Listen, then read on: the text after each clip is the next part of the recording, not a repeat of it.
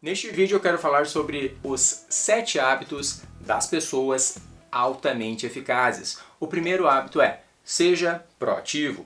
O segundo hábito é: tenha um objetivo em mente. O terceiro hábito é: primeiro o mais importante.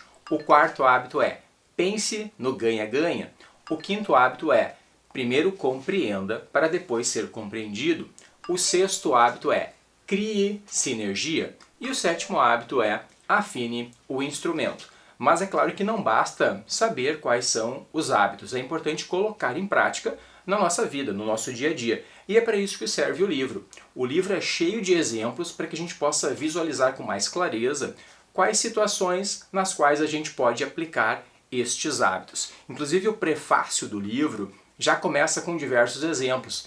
O autor traz exemplos do Bill Gates, onde ele aponta os 7 hábitos nas várias ações que o Bill Gates teve ao longo da sua vida.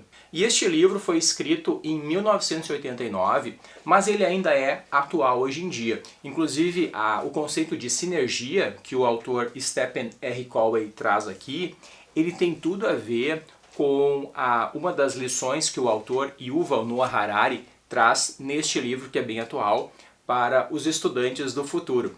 As 4 lições que ele indica para os estudantes do futuro é que os estudantes tenham um senso crítico, tenham criatividade, tenham uma boa comunicação e pratiquem a colaboração. A colaboração tem tudo a ver com sinergia. Então, mesmo que esse livro foi escrito lá em 1989, todos esses 7 hábitos vão ajudar você hoje e também nos próximos anos. Por falar em prefácio do livro, quem escreveu o prefácio deste livro aqui foi o Jim Collins. O Jim Collins é um consultor americano, um matemático, que tem vários clientes ao redor do mundo. Por exemplo, no Brasil, o Jim Collins prestou consultoria para o empresário Jorge Paulo Lemann, que é um empresário de bastante sucesso aqui no nosso país. E, inclusive, o Jim Collins também escreveu o prefácio do livro do Jorge Paulo Lemann, que é o livro Sonho Grande. E os exemplos que você vai encontrar no livro certamente vão motivar e vão inspirar você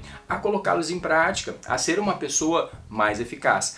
Aliás, o conceito de eficaz, ele é um pouco diferente do conceito de eficiente. Eficiente é aquele cara que faz as coisas certas, mas uma pessoa eficaz é aquela pessoa que faz a melhor coisa naquela determinada situação. Por exemplo, se a gente tem água no chão, vazou água no chão, um cara eficiente vai ali e vai secar. Mas um cara eficaz, ele vai procurar a origem daquela água, ele vai verificar se tem uma torneira aberta ou se tem um cano com vazamento. Então, o conceito de eficaz é um conceito mais avançado e a gente precisa hoje em dia ser eficaz, tanto na nossa vida pessoal quanto na nossa vida profissional.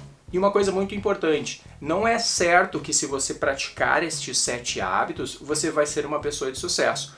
Mas é certo que todas as pessoas de sucesso é muito fácil de mapear estes hábitos nela. Então você praticar estes 7 hábitos vai ajudar a você ter sucesso. Mas não é garantido que simplesmente fazendo estas coisas você vai atingir sucesso. Mas é garantido que todas as pessoas de sucesso tem estes 7 hábitos muito bem desenvolvidos. Agora, trazendo mais detalhes sobre o primeiro hábito, eu lembro de uma situação onde eu gravei o significado da palavra proativo.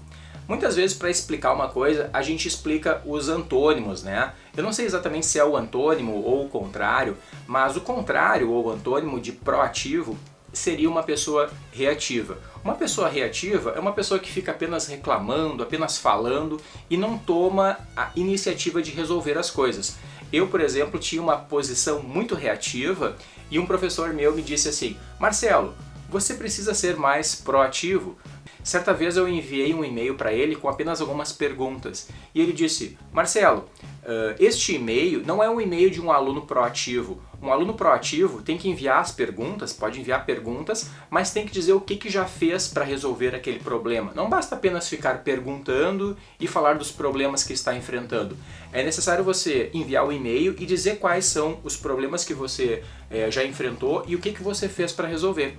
Para que daí, de fato, a pessoa que for ler este e-mail conseguir dizer coisas que vão ajudar você. Se não é capaz dela dizer para você fazer uma coisa que você já fez, e aí o negócio não vai para frente. Então Então, quando você enviar um e-mail, mande uma estrutura completa, já informe o que você já fez, com quem você falou, quais foram as estratégias que você já utilizou, e aí sim a pessoa que vai ler este e-mail vai conseguir lhe ajudar. Com relação ao segundo hábito, o autor traz uma situação para ilustrar bem o que quer dizer comece com um objetivo em mente. Ele pergunta assim, imagine que você está no seu funeral. O que você gostaria que as pessoas falassem a seu respeito? Então, quando a gente escuta uma coisa dessa, a gente pensa assim, bom, o que eu estou deixando para as pessoas? O Steve Jobs também falava algo mais ou menos assim. Ele se perguntava todos os dias se aquele fosse o último dia, ele estaria fazendo aquilo que ele estava fazendo naquele dia. Então, quando você pensa sobre isso, você analisa se aquilo que você está fazendo é de fato importante.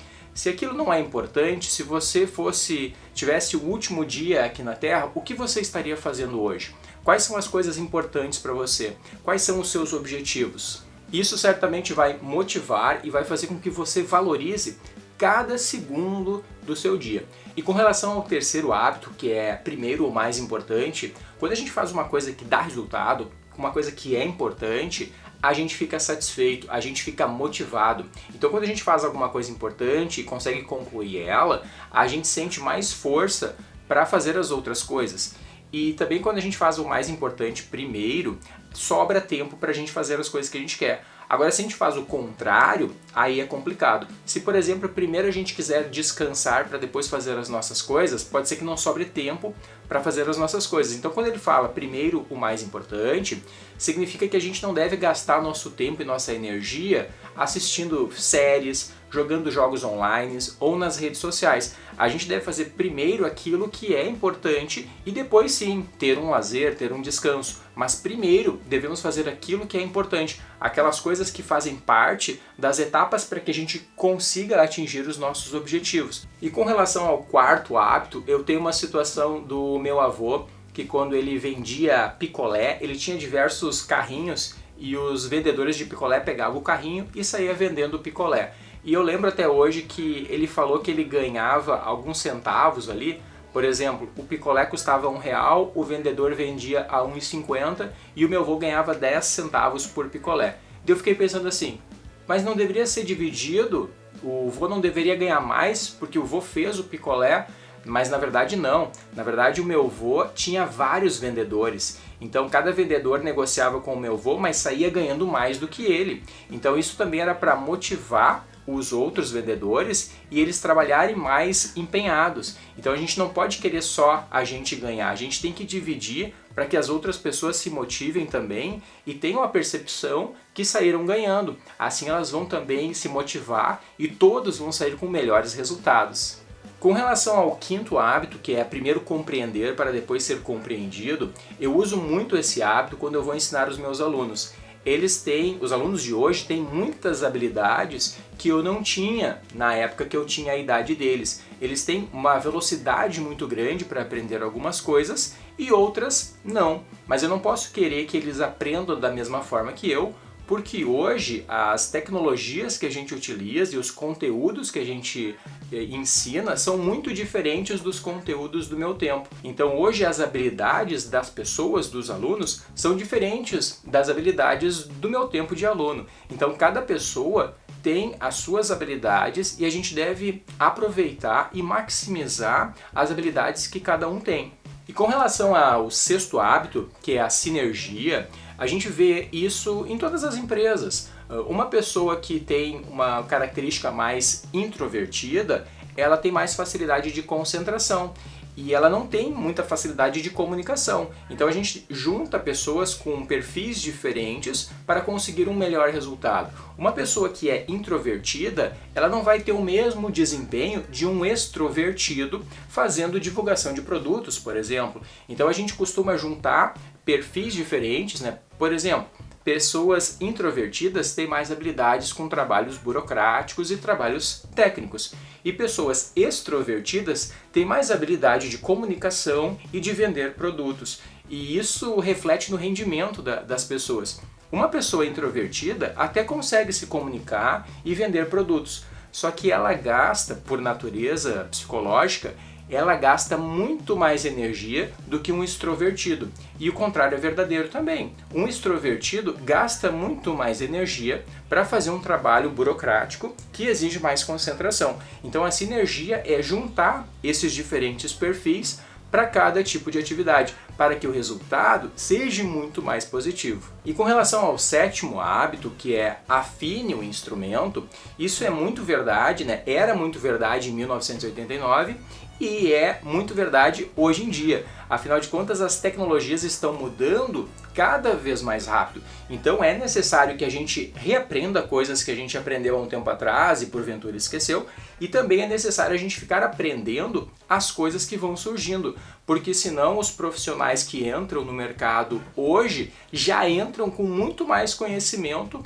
do que a gente que se formou um tempo atrás. Então a questão de afinar o instrumento, ela é válida tanto para rever coisas que a gente já aprendeu e também estudar coisas novas. Um profissional que tem habilidade em aprender coisas novas, ele tem um valor muito grande, assim como um profissional que tem um conhecimento muito bom de um conteúdo mais antigo. O profissional que tem habilidades de aprender coisas novas consegue superar um profissional que tem mais experiência de uma forma muito rápida. Então todos nós devemos saber dos nossos pontos fortes e fracos e constantemente afinar o nosso instrumento. Eu espero que essas dicas ajudem você a se motivar a ler este livro e analisar cada um destes sete hábitos e ver como você pode empregá-los na sua vida, para que você tenha um desenvolvimento profissional e pessoal muito mais eficaz. Muito obrigado por assistir esse vídeo, até o próximo!